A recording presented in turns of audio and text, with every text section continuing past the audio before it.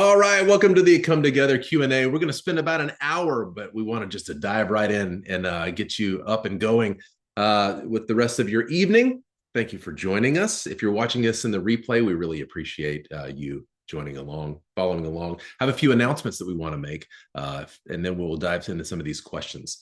So this week, we're going to be launching our premium community. So we have Come Together or school.com/come together is a free community where we get together and we talk. We have questions of the day. We host this Q&A right here that you're watching, and we do that every week for free. Have all sorts of activities and good chats that we're going to be doing through there, but that's free. But this week we're also going to be launching our premium community that we go kind of a deep dive, and we do different kinds of weekly education, courses that we're going to be adding in there too. And so it's going to be a lot of fun that we'll dive into more detail about that as well. But knowing that that's going to be launching this week, I just wanted to bring everybody's attention to it. We also want to do something this weekend, starting this weekend.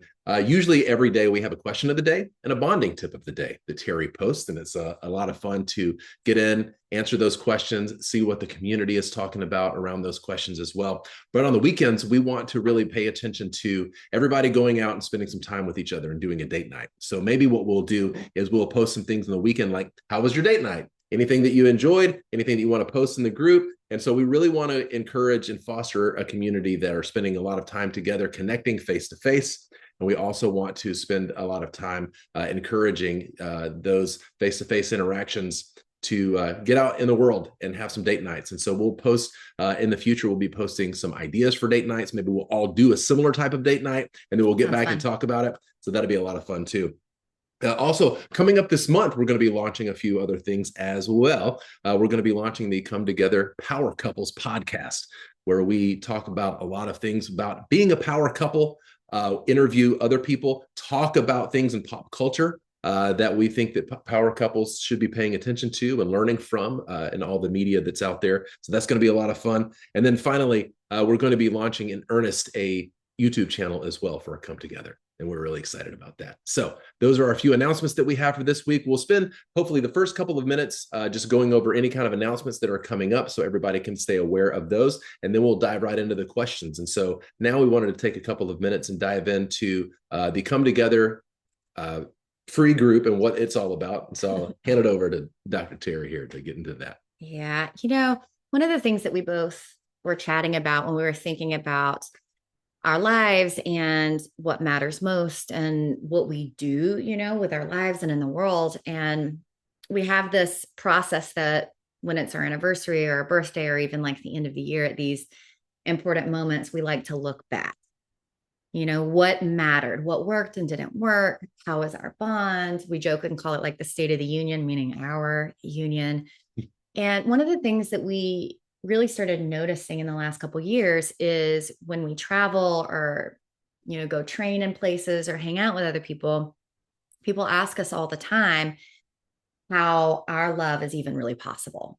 Like people are really kind of like, this can actually be real in the real world. And what I mean by that is I think a lot of us maybe grew up this way or hoped that love would be real and lasting. I grew up on Disney fairy tales and romantic books now and that sort of thing. And I hear all the time, I hear from my clients who are couples, I hear from friend groups and just like general sort of consensus is that's not real. It's not possible in your daily life, in your real world. Like that's nice for fantasy. It's nice when you're young, but when you actually get into a long-term partnership or relationship, you can't really expect something like that. There's no way that that would actually be possible, or it would have to be the only thing you do. And I get that. That makes a lot of sense. But what I do want to tell you is it's real for us. This isn't a thing that we're just trying to sell like an aspirational sort of vision. That's not what we're talking about at all. We're talking about true love as a lifestyle in your everyday life. What it makes me think of is the closest thing I can kind of compare it to is like deep spiritual practice, like contemplative practice, this idea that you don't have to go away to an ashram or become a monk or completely withdraw from society if you really want to turn inward spiritually. Is that a possibility? Yes. Would it be amazing? Absolutely. But that isn't possible for everyone. It isn't even what everybody really would want in order to develop more of like an ability to, in your everyday life, have a practice that is spiritual. What we found is we have a daily and regular practice that's bonding between us. And so it isn't just luck. It isn't, that we've just been married for 24 years. It isn't even just that we're compatible. We actually have wildly different personalities, whether it's introversion, extroversion, Myers-Briggs, Enneagram, Strengths Finder, human design, like whatever it is that we're looking at, we're not the same in those things. And yet we found a way to bond. Does it help that we're both couples therapists? Yes and no. It's wonderful that we understand what's happening. Yeah, it's true. But as far as like in your actual life, I can't be a therapist to my own relationship. And so while I can step back and observe it, and I can help other people do that, that isn't the way that we really approach our actual bond ourselves. And so we felt like it was really important, especially in the free community, to just offer support and care and just be there with everyone. We have daily questions of the day, Monday through Friday, that we offer that are great prompts and bonding tips. And like Chris said, one of the things that we heard from you as a community that people have asked us for is, well, what if we want more than that? What if it's more than just kind of hanging out with everybody that all kind of have the same longing? What if actually we really want curated, personalized support, like in a more small group type format, to ask your questions, have more access to us? And so that's really what the more paid premium community is for. And so everyone is welcome to join the free group. And then you can always book a call with Chris and me if you want something more than that. And we'd be happy to chat with you about what it would look like if you want maybe a little bit more of a curated coaching type experience. And so we'll talk a little bit more about that. But right now, we also have this weekly call for the free group for everybody who's at all associated with us, that you can submit your questions, whether it's in, the comment section, or even if you come live and are able to submit them. We would like to answer questions about relationships to the best of our ability here. One note, this isn't therapy. This isn't what we're doing here. This is more like education, support, your lifestyle. We're going to be sharing personal anecdotes about our relationship too. We're going to pull the curtain back and give you a backstage pass, sort of a behind the scenes glance at what it looks like for us. And here's what you're going to find: not perfection, I'll tell you that much. You're going to find something very real. We still get stuck sometimes. It can get hard in different places for us too. We want to be honest about that, but that's not the only thing. So if you're super distressed and what you need is more therapeutic support, this isn't really the place for that. We would be happy to refer you to resources like Psychology Today, where you can find a therapist for that. That's not the role we're playing here. We are therapists, but what we're actually doing here is inviting you into community with us as well. We're just two human beings who happen to have had some therapeutic experience and marriage for a long time, but really we just want to show up and connect with you. That's what this group's about. You know how what I think it's called functional wellness doctors, how you go to some doctors to try to prevent sickness or illness or disease from setting in, instead of waiting for that sickness or illness or disease to set in and then having to go to the ER or go find a doctor out there for those things. We kind of, in this capacity, kind of look at it as we're functional wellness practitioners. And so in the coaching aspect of it, we want to help you and your relationship stay good or get even better so you don't have to go to therapy. Therapy is not a bad thing. We're both therapists. We've both been to couples therapy ourselves, but we want to try to hit that before it gets to the point where you have to. So again, if you are at that point, we want to provide resources for you. Yeah. Again, what Teri was saying, Psychology Today, there is a find a therapist tool where you can put in your zip code, you can put in the modality that you would like to study, and it'll give you a whole long laundry list of therapists to choose from. But here, this is more like the functional wellness version of relationship advice, coaching, therapeutic services that we want to provide. So don't look at this necessarily as therapy, even though we're going to be doing a lot of things, talking about a lot of things that are similar. It is not the same. We, as therapists, really dedicate ourselves to being, to holding a couple's hand through some of the darkest parts of their lives, but this is more enrichment before it gets to that point. Did I Or say it correctly? yeah, I mean, maybe before, or if you have a therapist or something and you're just looking for a fun place, even if it's still aspirational at this point, this is a great place to be. Or even after you finish couples work and you want to have a place that you can develop ritual where you can be with other people who are more supportive. Like that too. Like if I wanted to be fit and well, I might want to hang out with other people who have those same goals. Yeah. And then all of us actually get to focus on the same thing. And then we all lift each other up. So it doesn't matter to me if you're in therapy or not. It's just, this is not that. Yeah. This is just not that place. Yeah. So kind of like, well, I don't know. You've already said it. Let's just Summation. keep moving. Yeah. If you do have questions about the free group, if you do have something that you would like to ask one of the two of us, go ahead and book a call. You can find that at our school page, which I'll show you right now. So I'm just going to share my screen. If you end up coming to our power couples, if you're wanting to come to the main free group, come together /about, this is the page that you'll come to. And so you'll be able to see our videos, testimonials. You'll even get to see our initial catalyst. And then if you come to the calendar, this is where the Zoom link is going to be. And so you just click on the Zoom link and it will pop open for your window anytime that you might like to come and join us for the Q&A call. And so as part of the onboarding call that you'll have with us, we'll walk you all through the school platform. It's very easy to use. It's no problem. And one of the reasons that we have the Zoom link there is just for safety. We're just protecting the safety of our group members. And so you don't have to come there, but after a couple of these Q&As, the webinars or the videos that we have for question and answers are actually going to be recorded and housed within the school platform. So we won't be posting these over social media, meaning if you do have questions that you're wanting to bring, we'll be able to answer those, but that won't be posted to the whole wide world. Yeah. Any of your questions. Cool. And as I think that Teri had it up for just a second before she clicked over to the calendar, but the section just to the left of the calendar is the classroom. That's where we hold the Q&A recordings that after this goes is not live anymore.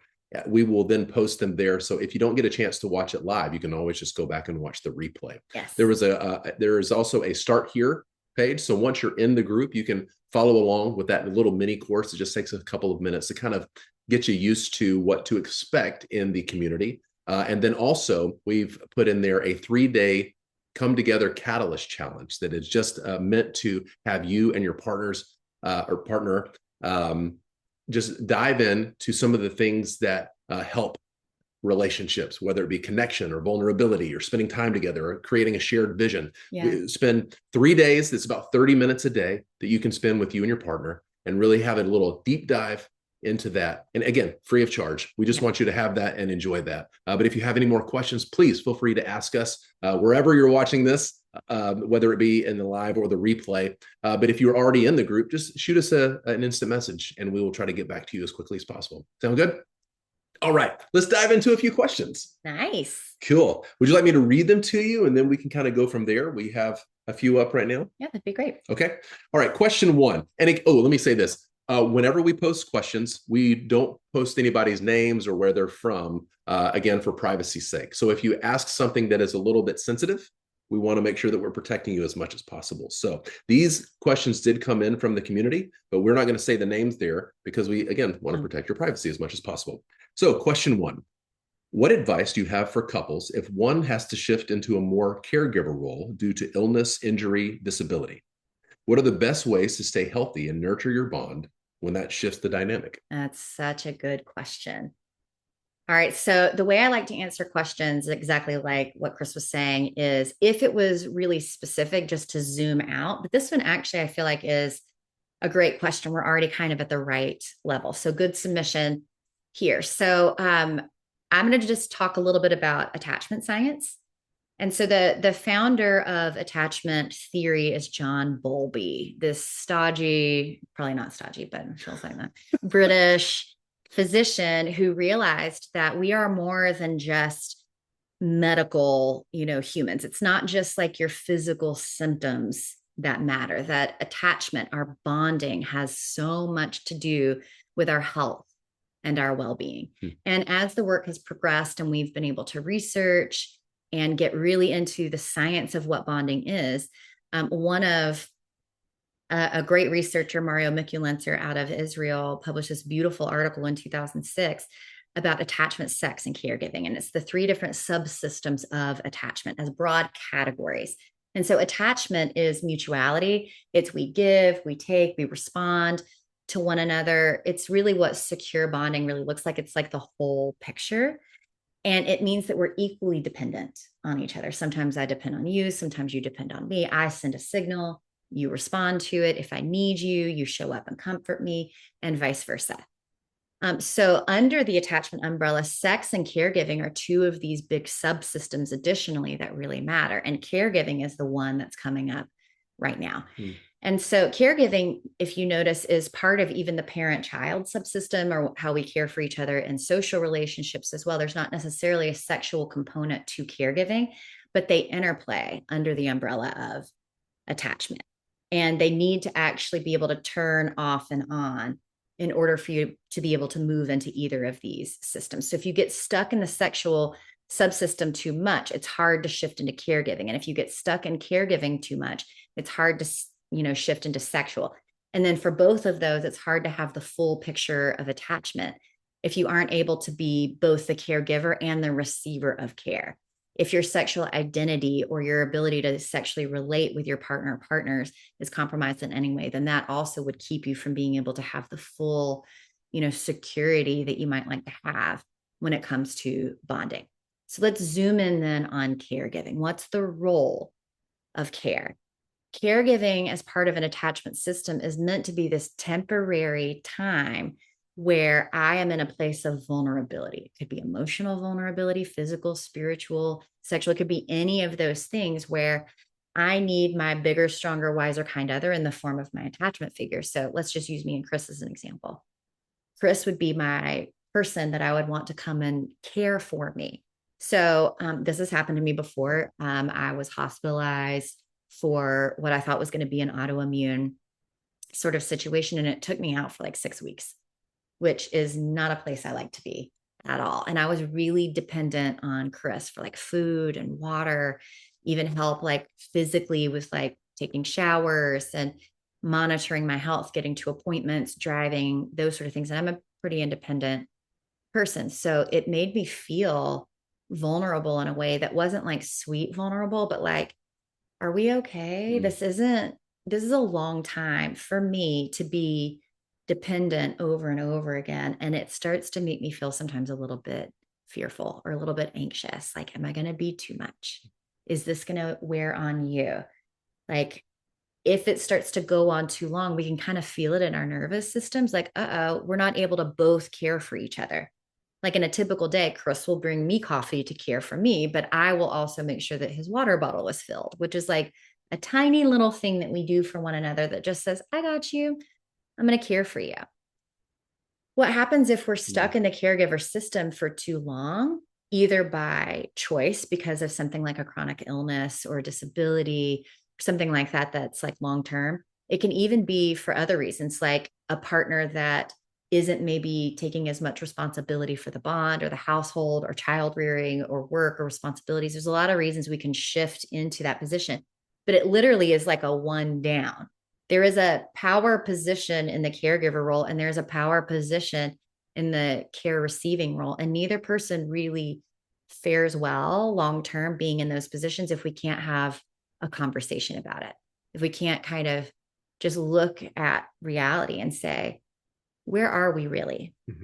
What roles are we really taking? What does it cost each of us? What fears kind of come up?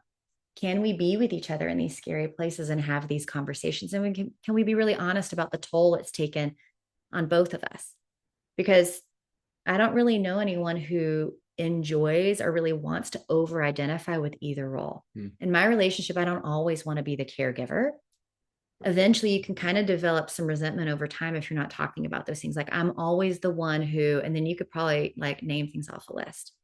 But it also doesn't feel good necessarily to be in the position of the one receiving care too long. Like I'm always the one who needs, Mm. I'm needy, even if you legitimately have these needs. And so, what Chris and I would say, about being healthy and nurturing is first just kind of taking stock. Where are we? I always call it like dropping a pin in the map. It's like GPS. Here I am. Now you can come and find me. You're like Marco Polo. It's a signal response. Are you sending signals about where you are? And what is the response that you're receiving? What does it look like in your community? What other supports do you both have in place or all of you have in place for this? And what does it really look like to have shifted into this dynamic? Um, I'm not going to say that every relationship is going to end up looking one certain way because I don't even really believe that.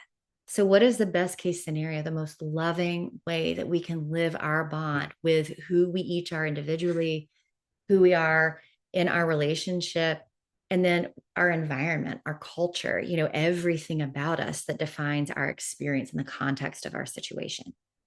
Is it possible for you to have a really loving relationship and bond when there are things like this in play where there is a caregiver sort of disparity? Absolutely. I actually don't think that everybody doing equal all the time is what defines security in your relationship. In fact, Sue Johnson, who developed emotionally focused therapy, says in one of her first articles that she really posted, she called it bargains or bonds. Is a relationship a bargain? Is it quid pro quo? Is it 50-50? Is it duties and responsibilities? Or is there something else that's going on here?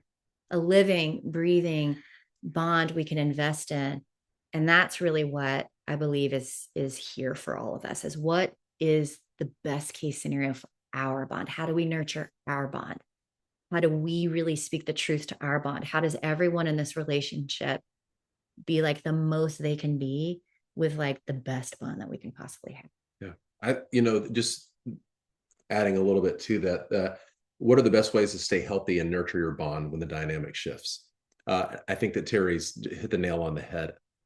The more communication, honest communication you can have around it, and not just what are our new roles going to be, but what are our fears? Maybe are we excited about? Sometimes I know this may sound a little morbid, but when Teri gets a little sick, I enjoy taking care of her. I really appreciate that. And so sometimes when I know that I'm in that role, I get myself psyched up. Like, here we go. Let's go take care of this. Let's make sure that she knows that she's loved and taken care of in those moments. But for somebody that, and maybe in the case of this question asker, Yeah. if it's more of a long-term thing, then ongoing conversations really need to happen. I think, again, those bonds that happen and not bargains that are happening, if that bond is safe and secure and moving forward in a way that is healthy, that communication really has to stay at the top of the list. So just echoing what you've already said, Yeah. but just keep talking about it, keep communicating about it. And when things come up, like, I know that for myself, I will tend to try to keep an issue in my head and not say it out loud to Teri, because I don't want to burden her or bother her. And then hopefully it figures itself out, or hopefully I'll then find the answer. But sometimes because of that, she can sense that I'm not filling her in on everything. And she's like, what's going on? And I'm like, nothing is going on. I kind of feel like something is going on. And so then it's over time that where we just have to continue to Yeah. trust, to come back to each other and say, babe, I really appreciate how you've been taking care of me, but it's really hard for me today because I feel like that this role that has reversed, like I used to take care of you and now you're having to take care of me. I don't know how to really act in this moment. And so again, just stay on top of the communication. When things start to change or shift, try to communicate that to your partner so it's not a guessing game. It is really hard for Teri to read my mind when I'm trying to keep those things inside and not bother her or burden her. But she wants to know because, again, there's a bond there. Mm-hmm. She feels like if I hold things back, maybe I'm speaking out of turn here or speaking for you, but it's like, doesn't he love me enough to share those things with me? And so I would just continue to encourage everybody, keep that communication up, and hopefully that will help to alleviate a lot of the issues that could come up through something that sounds life-changing. Yeah, that's so important. Yeah, that makes me think of this too. We may not have been raised in a way or had experiences in previous relationships where we've been on the receiving end of care, which is the way we learn how to give care. And so if you're not sure how to care, That's okay. That's like a normal thing that can happen. That's a great place to get some support. And if you're the one that needs care, as hard as this is, as risky as it is, and as vulnerable as it is, the more that you can be clear about what would help you and bring you comfort, the better. But again, if you haven't had a lot of those experiences, you might not know. Mm-hmm. And it's a great place to help each other out. So just lots of patience, lots of support with what you need, and great communication can be super helpful. Really good question. Yeah, really like good it. question. All right, on to the next one.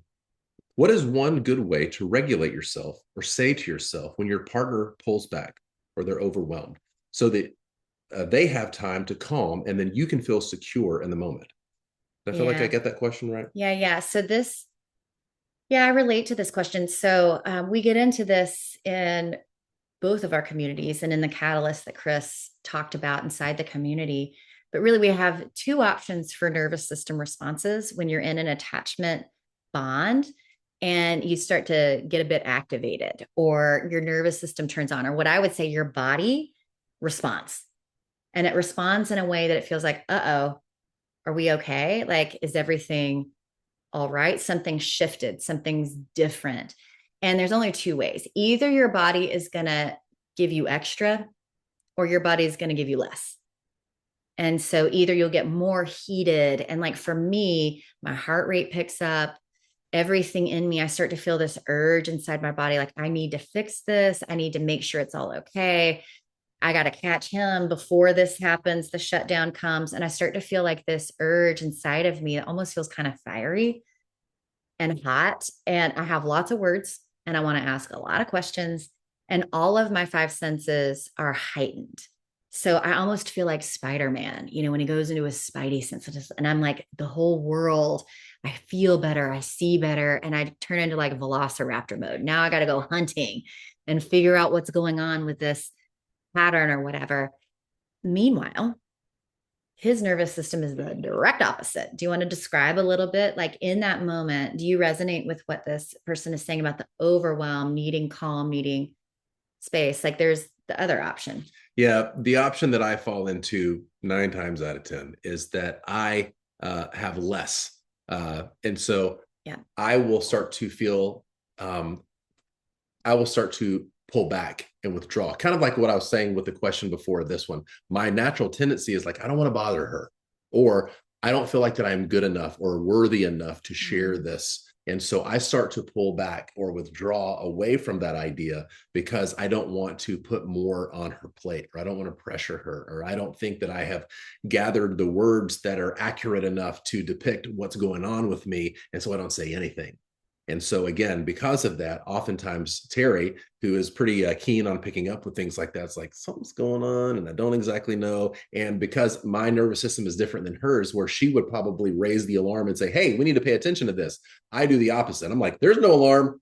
We're all good. Let's keep our smiles going and move forward. But often that leads to the fact that I withdraw and don't share it with her. Therefore, she then, well, again, putting words in your mouth here, possibly, but she then thinks, do I not matter enough to Chris for him to share life with, or an issue with, or concerns with? So that's kind of where it goes for me. Yeah. Thank you for sharing your experience too. So what do we do? I'll say, I feel like I resonate with this question kind of. I think maybe we might have a similar nervous system response, and both have like, I'm going to assume that I'm going to speak from that perspective, and both maybe are in relationship with partners who does get overwhelmed and needs some space. So the first thing I would say is, anyone who needs some space, we don't chase after people who need space because they need space. They just do. And so if I were to put more pressure by asking questions or following after, which I've done all of these things and recently, like days ago, it doesn't go well, because what starts to happen is the very things that he's avoiding, he now has pressure to face without him wanting to be the one to do it. And how many of you want to be forced to face something that you're not ready to face? I don't. No. And so there's nothing that I can really do in that moment. So that urge to do doesn't need to be focused on him. That urge to do, I just need to sit with and pay attention to. Now, it does help me. I can't control it, but it helps me if he can say to me, hey, I just need a second. I love you. I'm going to calm down. I'll be right back. That helps me. But he doesn't always have the ability to say that. And so I don't expect like him to really be the one. My best case scenario on my very best day, it would look like taking a breath and saying to myself, it's okay. We have different ways right now that we need to feel better. Yes, I would much prefer if he chose to stay here and talk it out with me, but he literally can't. His brain's on fire. It would be like if someone clocked him in the head with a 2x4 and I asked him to do long division. That's not a good assessment on if he's great at math. Me trying to Mm, talk to him when he's dysregulated like this will not be an accurate assessment about how he feels about me good point. because his nervous system has protected him. It throws kind of armor all around him. Kind of think about it like if a car like hits into something and an airbag comes out and then you can't see anything around you. He's in that place. If I'm like, what's the scenery? He's like, I don't know. I'm covered in stuff. I have no idea. I think I was in a wreck. So everybody's got to calm down a little bit if we're going to really be able to turn to each other. So here are some things I do. If I'm really mad, I do what's called a run and cry, where I put my sneakers on and I go out and I actually physically move my body. That's just personal to me. It works for me sometimes to just move the emotion through my body. If I sit in the house, sometimes like honestly, it's too tempting if he's here. It's so tempting. I think, I bet I can talk him into it. I bet if I just said the right thing or did the right thing, I bet this question it's going to be the one he's going to be like, oh my gosh, I never thought about it like that. I love you more than anything. All fights are gone and forgiven. It's not going to happen. It's not really going to happen. It doesn't matter how kind you are or whatever. You just have to give space and honestly give space. Not like, I will give you 10 minutes and I will wait outside the door and slip notes under. Ask me how that doesn't work. I've probably done all of the things. So a run, like matching it if I'm angry, reaching out to a safe person without disclosing details or complaining about my partner. What really helps me is to say, hey, I'm stuck. I really want to throw his body in the yard. I'm not going to do it, but like I feel violently angry, or I feel so misunderstood, but to talk about myself and to get support. It helps me to remind myself that we love each other and that I have faith in us, that I believe that we're going to get back to a good place. Because part of my panic is, oh my gosh, I don't know if we're good or not because I don't feel good right now. It feels like truth. But I don't want to act from this place. I want to feel my feelings and then give myself permission to be sad that we're not together right now, to be sad about the misunderstanding, to be frustrated, to be angry, to be hurt, to be lonely. All of that's okay.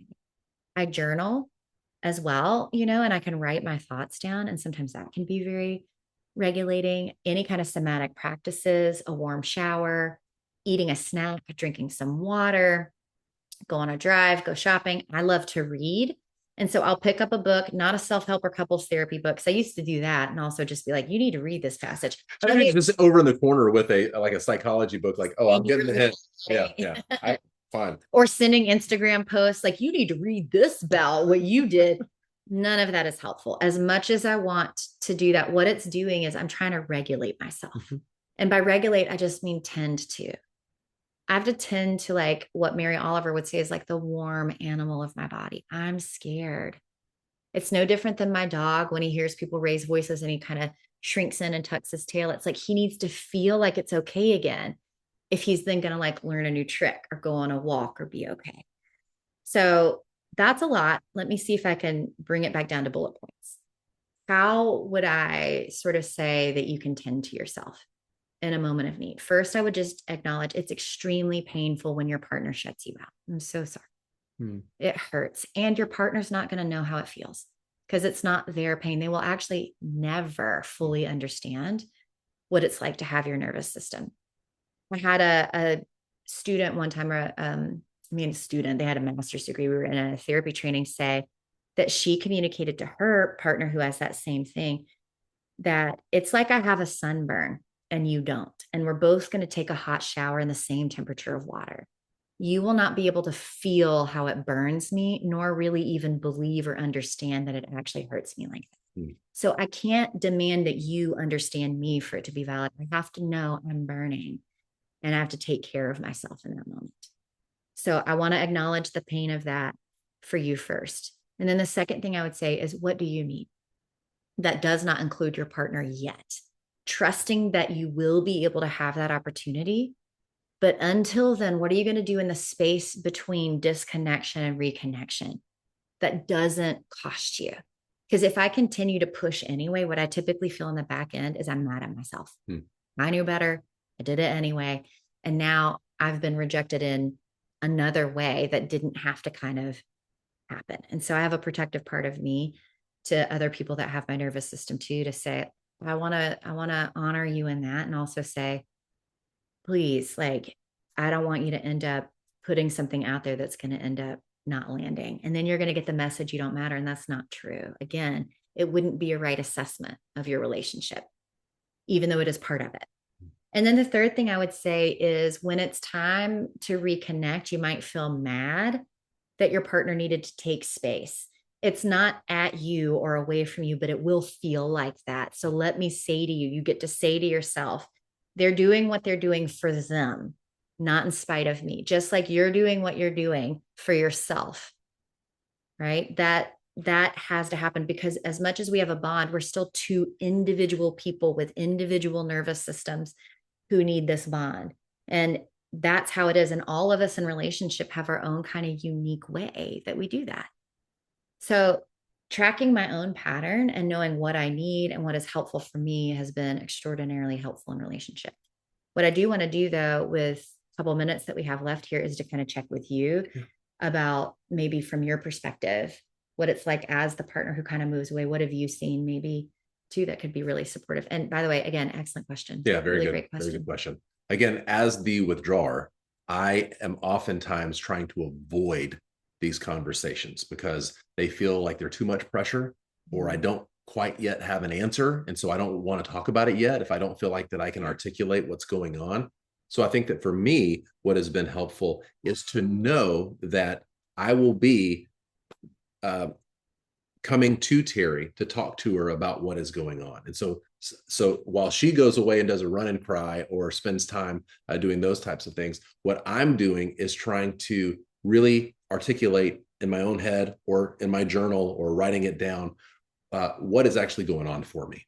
And so for me, what I try to do is I try to check in with my emotions first. So then from there, it kind of helps to tell the story. It's like, okay, am I feeling hurt? No, I'm not hurt. Am I feeling angry? No, that's not it. Certainly not happy. No, I'm sad. Oh, I'm sad. Why am I sad? I think I'm sad because I feel like we don't get to spend enough time together. Okay, so I'm sad that I don't have as much of Teri as I once did. And okay, so that's it. Okay, I'm sad. All right. So now when I come back together and Teri's like, have you figured anything out? I'm like, babe, I just want to let you know I did spend some time thinking over things, and I realized I'm sad because I miss you. I miss you. We used to spend this certain amount of time together, or we used to do this thing, and we don't get to do that anymore. And I'm just mourning the loss of what we used to be able to do. And so from there, again, as we talk about in the Come Together Catalyst, I think it's on day one or day two of the Catalyst, about how to frame what's going on so we don't create an argument out of it. So I wouldn't say something like, you know what, when you decided to take that job, then that meant all of my dreams went out the window. Going to put her probably in a defensive place, I would imagine. But if I was able to say, you know what, I'm sad because I don't get to spend the time with you that I want to, that we used to have, then I'm kind of like serving something up on a platter for her to go like, well, I don't want you to be sad. What can we do about that? Okay, this is a new reality that we have, but can we find a way to connect in some other way? Or this is only for a season, or whatever the answers may be. But then it creates a dialogue that we can go back and forth with. So then the withdrawer doesn't feel so overwhelmed to take care of it in the moment, or it's a failure. And then the pursuer, hopefully that with a little bit of practice with this, there could be a routine or enough repetition between each other to where the pursuer knows, okay, my lovely withdrawer needs some time. But I do know that we're going to come back to this conversation later and that we can dive in. So for the pursuer, I may not be getting the answers that I want right now in the moment, but I do feel some comfort in the fact that they are going to go and take some time and think about it so we can dive into it. That feel my Yeah, I love that. okay. Thank you for sharing it. Yeah. It brings to mind this quote I think about all the time by Viktor Frankl, who wrote Man's Search for Meaning and survived, concentration camp and talked very much about bonding, and logotherapy was his thing. Anyway, there's this quote that he says that I think about a lot, specifically around this and around all communication and responsiveness. He says, between stimulus and response, there's a space. In that space is your power to choose. And so what we want to do is expand the space. So I have this stimulus. The stimulus would be he needs space from me to go calm down and everything. And immediately my knee-jerk response that I want to do is be protesting that. No, wait, stay. We can, because it would make me feel better. But at what cost? It makes him feel worse. I don't want to do that. So what do I do in the space before response? The space is where I can turn towards myself with softness, to soothe myself, to calm myself, to let myself know that I matter, to remind myself that we are bonded. That tether that I have doesn't go anywhere just because we're distressed. It's like if I was in a ship and there was a storm happening all around, I might need to hang on to something and remind myself ships are safe. Or when I'm in a plane and we hit turbulence, planes are safe. This is very uncomfortable. And yes, I want the turbulence to be over, but there's nothing I can really do for it to sort out. That's on the pilot. And I think of that a lot, like in our relationship, like this is turbulence. Actually the bond is doing what it's supposed to do. It's able to stand the test of time if I can calm myself down a little and say, this is typical. There is no relationship that has a real bond without getting stuck sometimes, because we're still two individuals. Our Venn diagram isn't a circle. There's some overlap, but there's a lot of us that's different, and we're always growing and changing over time. So part of it that helps me too is to expect this, that there are times where Chris is going to need to go and process. That's good. What am I going to do in that space, and not let it define who I am or who he is or who we are. And to know sometimes it will anyway. And when it does, that's an invitation.